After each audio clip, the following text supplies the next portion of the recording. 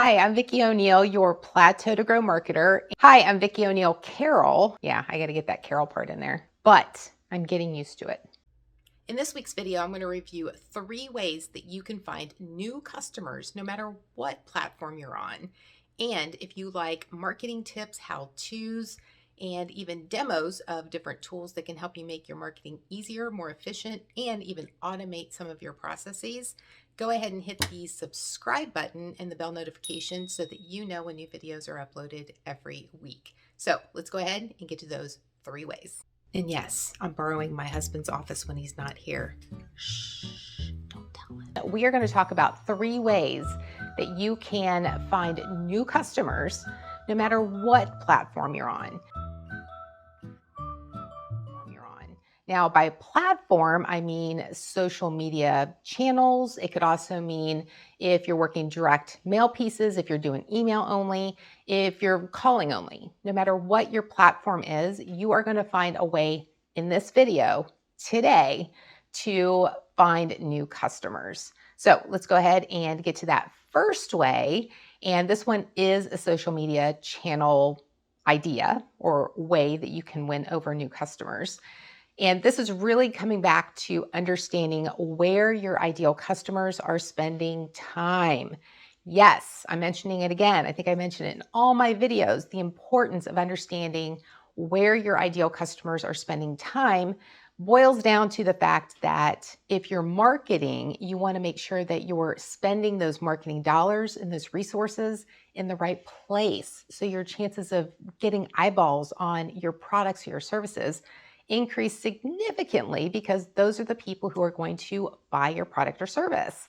If you're marketing on LinkedIn and your customers are on Facebook, you can see how that's going to really not be a good use of your money, right? Yes, correct. It's not a good use of your money. So you want to make sure that you know where they're spending time. Now, if you're not real sure where they're spending time, then you'll want to make sure that you wait for tip number 3 or the third way, because that will actually help you as well. So stick with me if you're not on social media and you're really not sure where your ideal customers are spending time. So an example would be if you're a plumbing contractor and you know that your ideal customers are spending time on Facebook. One way that you can find new customers is to go onto Facebook and search for something that your ideal customer might be typing in their post. This could be something like, I need a plumber. Who has a plumbing recommendation? Look for those types of comments and type those in the search window. And here's actually what you will find. You will see that there are people that are your connections. It'll indicate whether they're a friend or not. And then you'll find other people who have posted publicly. So of course, these aren't people who have blocked outside people, outside of their friend circle people from seeing their posts. These are going to be posts or people who have posted publicly so that you are able to see it. But as you can see, there's different friends listed here. And if you just continue to scroll down, it's like a forever scroll, then you'll start seeing some people who are also looking publicly or they've posted their content publicly. If you click on those individuals, then you can see the comments and people who don't have their privacy protected of what those comments are and what the post was. And with that information, if you have the visibility and you can make a comment on that person's post, then I would suggest to go ahead and do that. Of course, you don't want to be creepy about it, right? You want to be able to be thoughtful and generous and not, hey, here, come buy my products. But really, it's all about understanding if they already had a plumber and they're posting about a success story. It could be something like, it's so good to hear that someone's had a great experience with plumbers. I've heard other people who've had nightmares. In fact, and then you could go into an example of maybe when you had a nightmare customer and how you handled it, or direct them if you're interested in alternatives and how to work with plumbers in the future. Then you could post something like that too, maybe include a link or ask for permission to add a link to that post, take them to a blog post or a video or something that you've created on your website or even on your Facebook page and help them along the way. That will get you additional exposure and help you find new customers on that platform. The people who have commented on that particular post that you just posted on, or people who will see it or post on it in the future, that's going to give you additional exposure that you wouldn't have even imagined getting if you had just been posting on your page. Now, we know that people will follow business pages on Facebook, but how the algorithm works is not necessarily in your favor. And that's why it's important to find those people and post thoughtful, helpful, generous comments on their posts. That in itself is actually more valuable to you, that person, the algorithm, and it'll actually favor you more so than if you were to put something directly on your Facebook page and just hope that something happens. The key to the whole social media engagement and finding new customers thing is really about engagement. It's not about seeking a bunch of people and just following them. You will get some people who will follow you back, but it's just a zero value tactic in order to increase your customer base. At that point, you're just really hoping to increase your followers and not really engaging or providing value or finding any way to really connect with them and help them take that next step of maybe looking at your posts or liking your Facebook page. Or better yet, they click on a link that takes them to something of high value that you've created, a guide, a checklist, a how-to, a video, something of value that they are just thankful that they got. And the thing is that now they're on your email list. It's a win-win. It's just a win-win. The second way that you can find new customers is to ask your existing customers. Now, I know this is going to be hard for some of you, but your existing customers chose you over everybody else for a reason. And it's understanding what that reason is that's going to help you get new clients as referrals through your existing customers.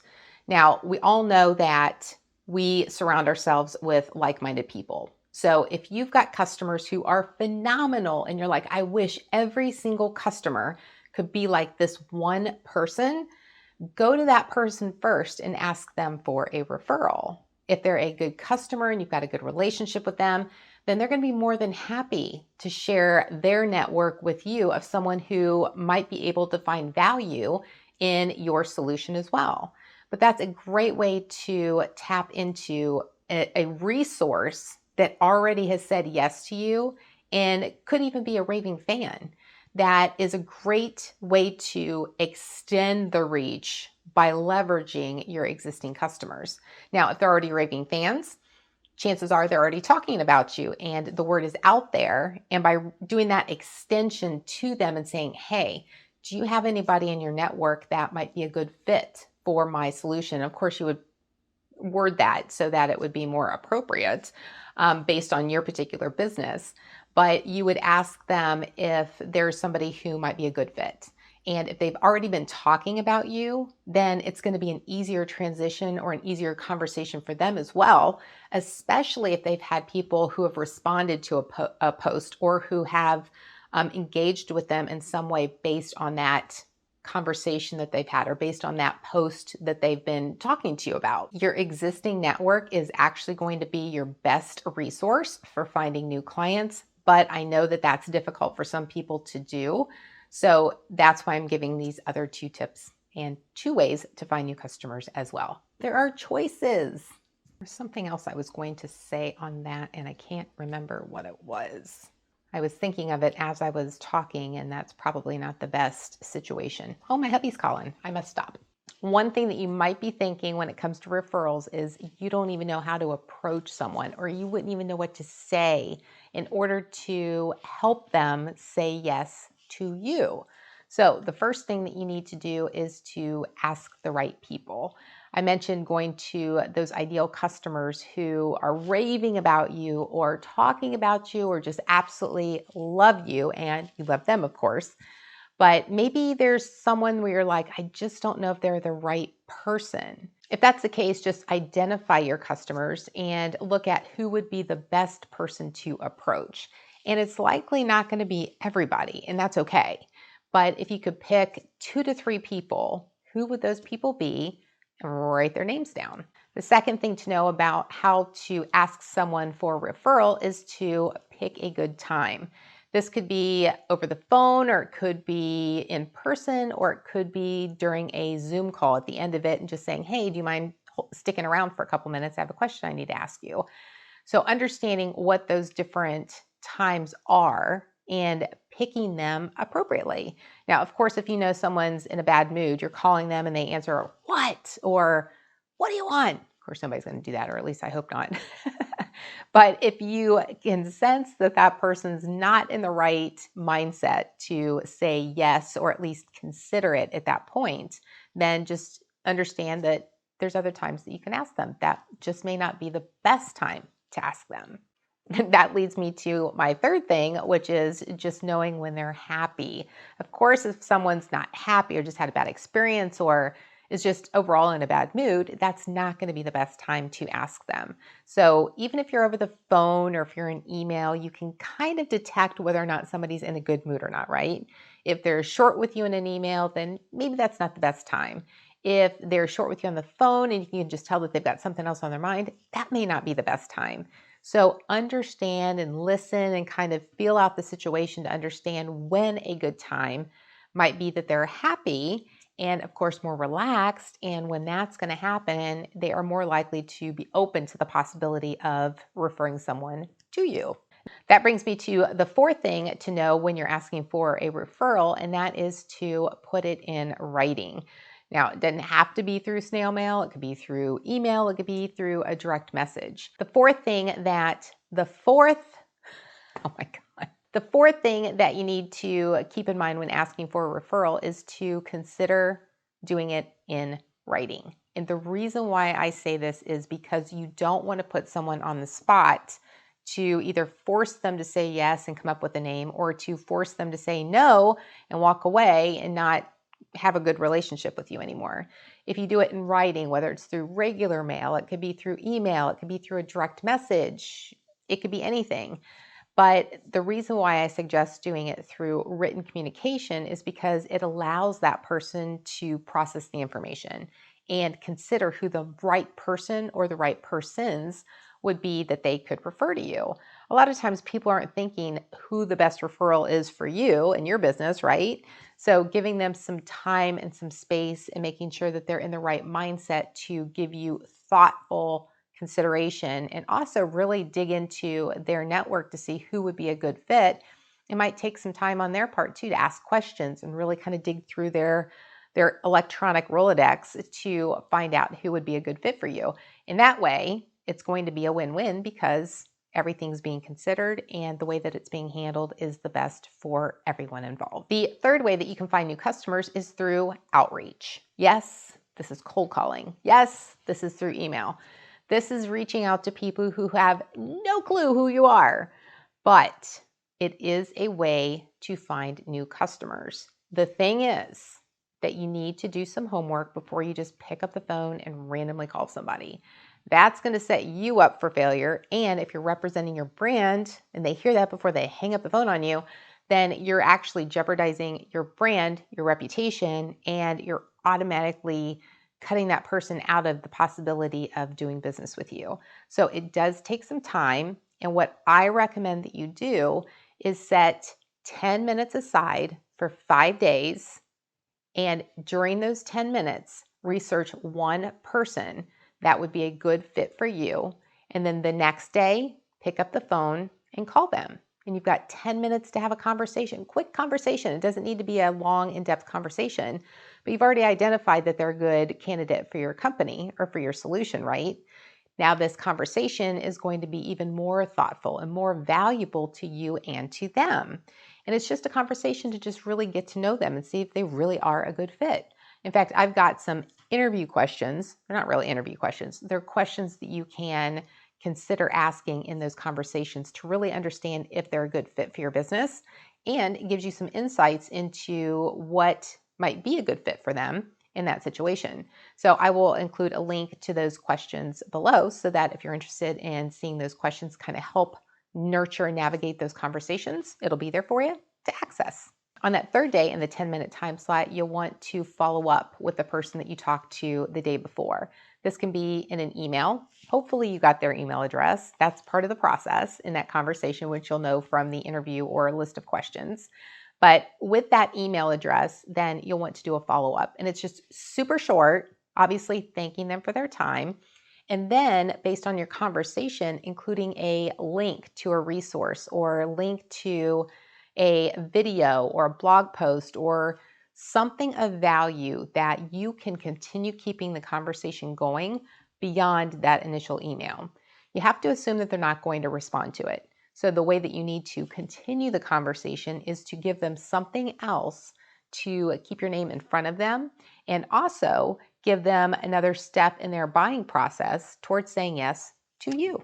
So on day 4 and 5 in those 10-minute time slots, if you've already connected with that first person that you did on day 1, that you identified day 1, this is an opportunity to identify a second person and start that process as well. And maybe you have to modify your search criteria a little bit more based on that first conversation.